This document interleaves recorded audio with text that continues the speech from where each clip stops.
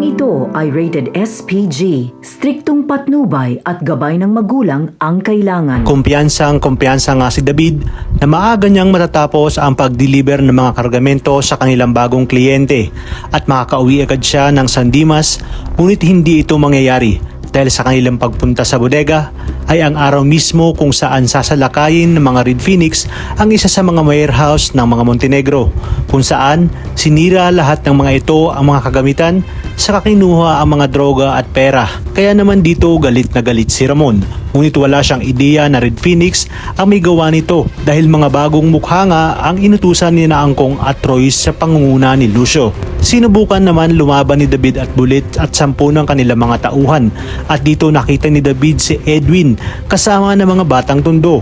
Kabadong-kabado si David dahil baka tawagin siyang David ni Edwin. Buti na lamang sa bilis ng pangyayari ay nagawa niya pang magtago dahil naroon din nga si Bullet at paniguradong magkwento ito kay Ramon. Sa kabilang banda, agad na nag-init ang ulo ni Ramon dahil sa kapalpakang ito ni David.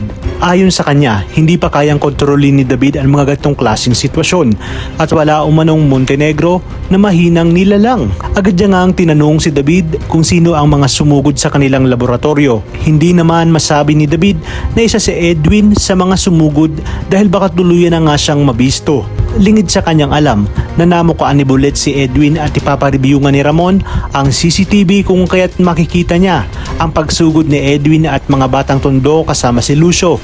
Makikita ni Ramon ang biglaang pagtago ni David sa kalagitnaan na makikipagbakbakan ng kanilang mga tauhan laban sa grupo ni Lucio, kung kaya't mas lalong nagliyab sa galit itong si Ramon at kinestyon si David. Unti-unti na nga kayang lumiliit ang mundong ginagalaw ni David. Ngayong kahit anong pagtatago ang gawin niya sa mga taong nakakakilala sa kanya ay talagang tadhana na nga ang gumagawa ng paraan upang mabunyag ang kanyang baho at ang kanyang pagpapanggap.